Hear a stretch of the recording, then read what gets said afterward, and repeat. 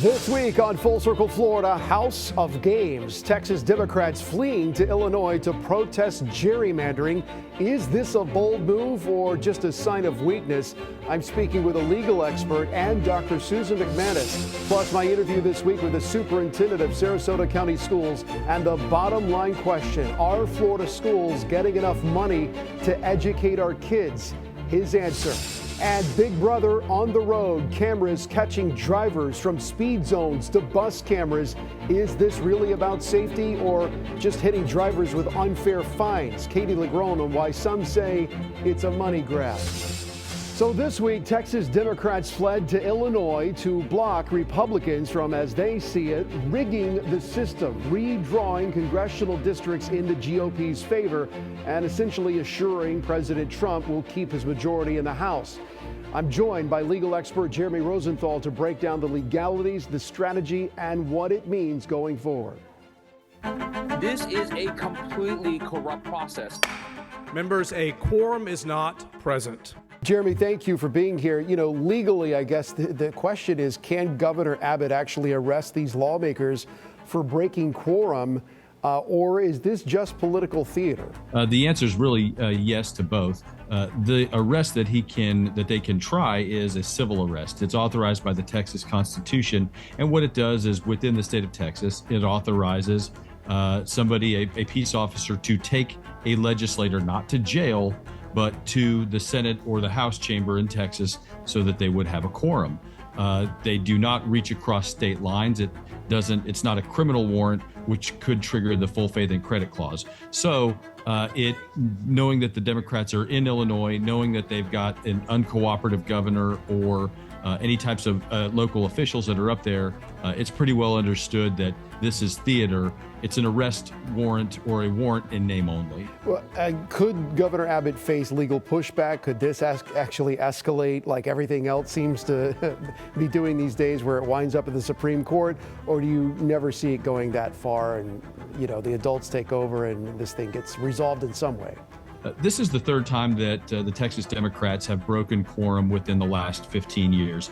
Each time it's been sort of resolved on its own, which I think probably is what happens here. Our representatives in Texas are not full-time. Our legislator only meets once every 2 years for a certain amount of time. These are people who run businesses. They run restaurants. They run insurance companies. They're lawyers.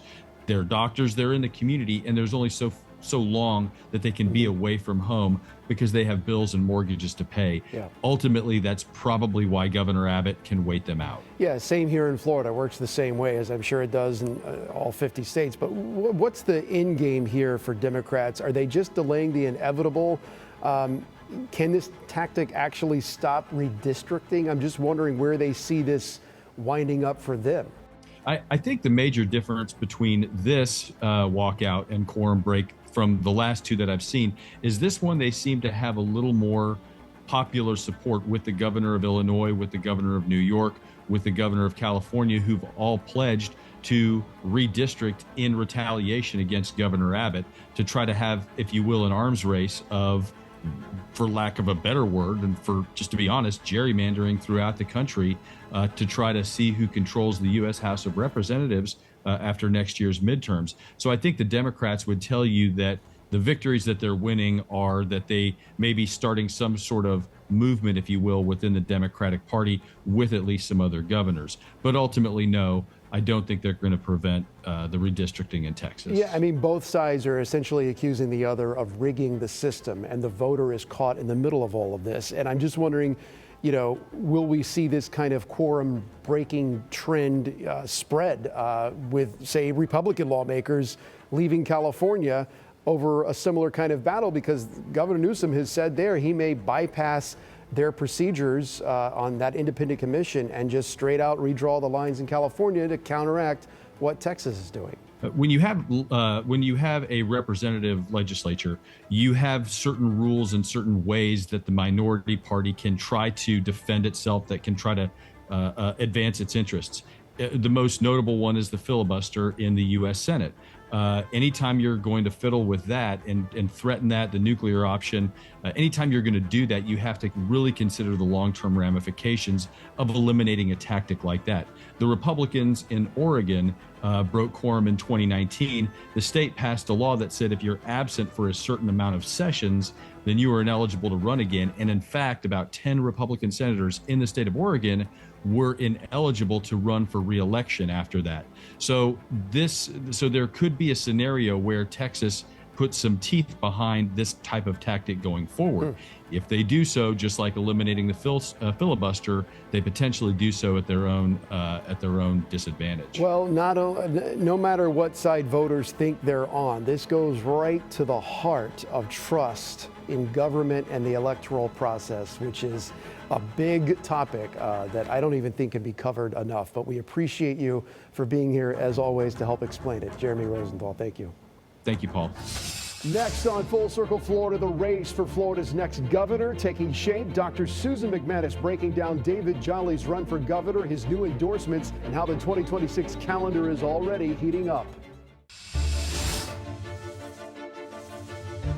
Welcome back to Full Circle Florida as we bring in our political analyst, Dr. Susan McManus. Okay, this Texas thing, Democrats going to Illinois, fleeing to block the gerrymandering. Is this fight or flight? Is this a retreat or is this taking a stand? Well, it's being looked at both ways depending on who you are, but there are a lot of even Democrats now amongst that group that are reconsidering and have already come back to Texas because, ironically, there's a $500 a day fine for elected officials, legislators that aren't in town when the legislature's in session. And the Democrats had something to do with passing that, right? Yes. In Texas. Yes, in 2021. Shifting to Florida, David Jolly, who's running as a Democrat, former Republican, got a bunch of endorsements. We're starting to see this race take shape. Yes, we are. And one of the reasons he put out a list of 60 people, they're prominent elected officials from now and in the past, well-known names as well as donors and party activists. Also, it's designed to show that these people are behind him, even though he was once a Republican. And that's going to be a thing for him that he's going to have to continue to confront throughout this race. Right. So when you talk to people, I know you do a lot of research, what are the issues that could shape this race next year? Pocketbook, pocketbook. Property taxes, property insurance, housing costs, housing availability, transportation. We're getting a really reputation as one of the most traffic-oriented states in the country, not great for a lot of people. It's the basics. Now, with a snap of a finger, something could come up in the middle of a campaign which refocuses. Look at it. 3 weeks ago, we weren't talking about redistricting. No, and you know, I know people probably aren't focused on that intently in their day-to-day lives, but it's one of those things where this is why they feel like the ground shifts beneath them and they feel like their voice doesn't matter and the system is rigged, and then they wonder, you know, why am I voting? Exactly. And this whole redistricting mess, which is now encompassed both parties, is one more example of something that's contributing the feeling of people that these politicians are all about themselves, but meanwhile, I'm suffering financially. I got kids that have these issues, family, crime, everything around me, to the level of where right now we see the lowest level of trust in government that we've seen in years. And the Democrats can't take that for granted and think, well, that's going to be to their benefit until they figure out what their message is going to be. I'm running out of time. Susan, we'll make more time for you next week. I appreciate you being here. And next on Full Circle Florida, my interview with Sarasota County Superintendent Terry Connor, tackling the budget crunch and the funding challenges facing Florida schools, what it means for your kids' education. Next. Welcome back. The Sarasota County School District has moved beyond the headlines of book bans and a sex scandal involving one of its board members and her husband. And now the district is faced with the unforgiving, cold, hard economics of a county facing uneven growth and a dwindling source of revenue. It's a cautionary tale that any school district in Florida can relate to these days. And this week I sat down with Superintendent Terry Connor, who's trying to navigate the money squeeze.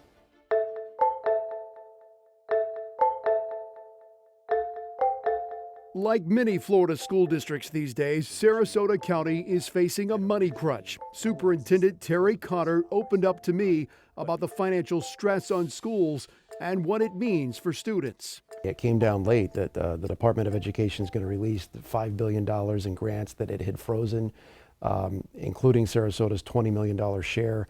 How would that impact your budget for this year? Do you know yet? Because I know the timing was pretty tricky because you guys and everyone was trying to figure out the budget for this year, and those funds were being frozen and no one knew, okay, are we going to get this money or not? Before you even talk about the federal dollars, let's talk about the state legislature and the funding there. That for us has been a challenge. We've seen about a 1.3% increase this year. Before you even talk about all the additional costs, medical insurance is projected to rise by 11% this year for us. That's 30% over the last 3 years. Like I said, utilities are going up. The costs are rising at every aspect. So we're already, even with the small increases in state funding, many districts are at a deficit going into the school year. So they're having to make those calls about what to prioritize within the budget. Do you still need those federal funds though, right? And do you have any idea of when you're actually going to get them? Is there any timeline? Could they be delayed? Would that impact you at all? Notification we've received is those funds are flowing now. Connor says the state's voucher program is now shifting funds to private schools, leaving public schools like Sarasota's with less to work with. Let's talk about the state part of this. You brought it up. It's not keeping up with inflation. How do you get through to lawmakers? Are they doing enough? What is it that Tallahassee isn't hearing? There's a dynamic that we're facing in education right now. Again, I've said this before, the Florida Empowerment Scholarship is a great tool for parents. I think Florida leads the way in parental school choice, which is a great fact, and we like seeing that option for our parents. The implementation of the Florida Empowerment Scholarship is challenging school districts right now. I'll give you an example where we've had 250 students that actually we educated here in Sarasota schools that applied for a scholarship, received those funds, and then we did not receive the funding to educate those students in Sarasota County. Why? That's a challenge we've got. So that's something they're working out at the DOE, and it's something that needs to be fixed. In trying to give parents more option with these vouchers and giving them the option of going private, was it rolled out too quickly and some of these other things that you're talking about weren't thought about, and you only figure it out as you go along and then you realize we got to plug this hole and plug that hole? Anytime you roll out something new, right, you have to learn through the process. And I think we've laid a great foundation in Florida to be a national leader in school choice. The fact remains that that doesn't absolve us from the issues that need to be ironed out as we roll this out. So I think there needs to be a real considerable amount of feedback listened to from those who are in the field that are actually living day to day the impacts of that, and to work through that process, and just like anything new that you roll out. You know, there's been talk about experimenting with the idea of cutting property taxes or even eliminating them altogether. Your thoughts on that and how that would impact school districts which rely on property taxes for funding? In terms of the whole idea around property taxes, that would be significant. I would really, there's pause there to see how that would impact educational services, because that is the basis for which we receive 92% of our funding.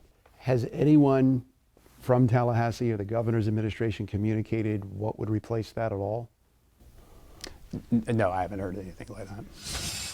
All right, from funding to school safety. Next, I'm joined by investigative reporter Katie Legrand to dive into the controversy over speed zone and bus cameras. And the question really, are they protecting students, or is it just a big money grab hitting drivers? You've done a series of investigative reports on this topic, both bus cameras and speed zone cameras. Right. And I think we could talk a little bit more about this. I think people don't dispute the intent of the cameras themselves to keep kids safe, but have drivers been ticketed, say, on a Saturday when school's not even in session? Is that kind of stuff going on? Well, school bus cameras, yes. School speed zone cameras, by and large, no. Although we have heard from drivers who received a violation when school wasn't even in session. For example, like a holiday, spring break, winter break, that type of thing. But by and large, they're primarily during the work week, the school week. How does this work? You suddenly get a ticket in the mail. Do you have any way of challenging it? Because I know you focused your report specifically on the process of challenging it. I got this ticket.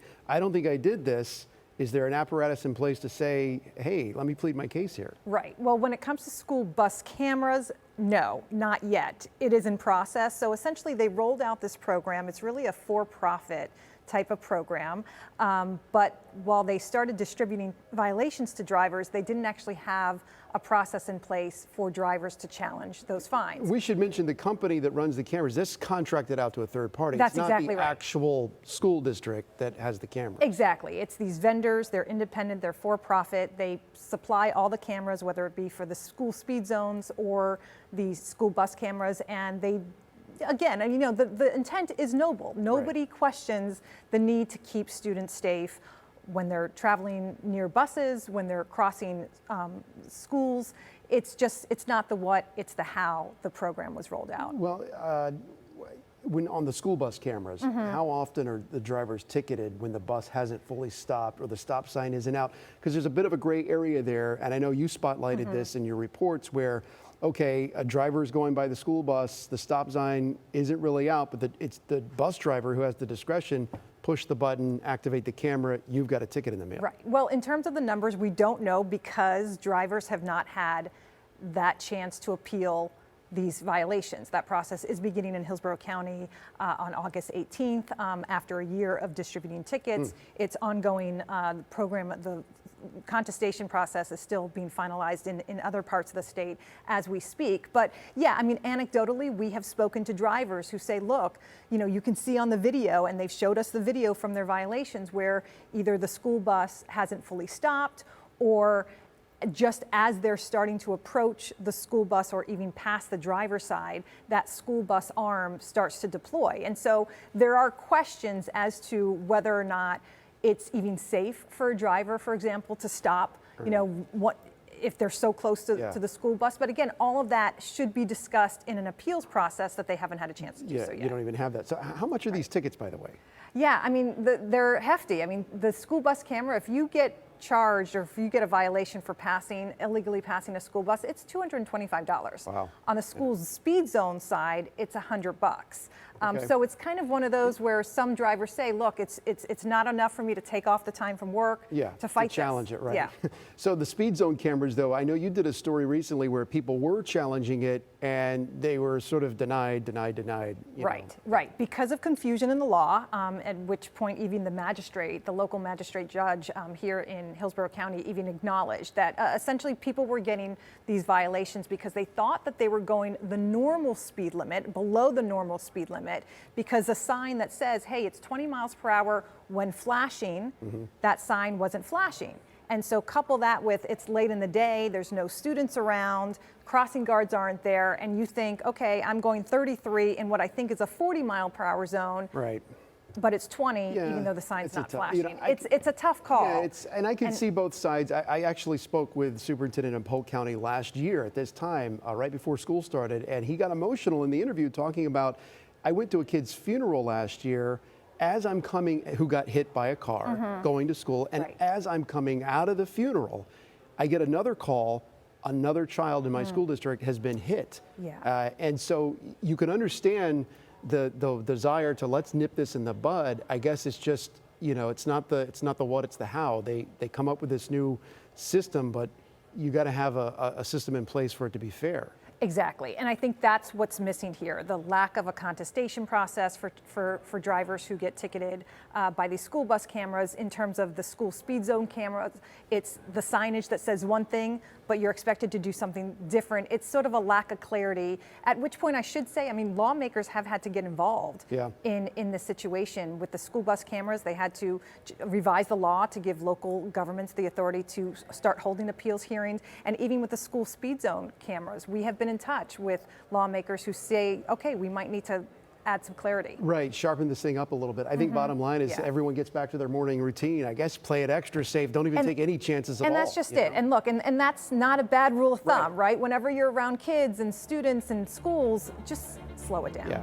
all right. Bottom line. Katie LaGrone, thank you for your insight. Appreciate it. Full Circle Florida continues right after this. Thanks for watching us here on Full Circle Florida. We hope you'll join us again next week. Have a good one.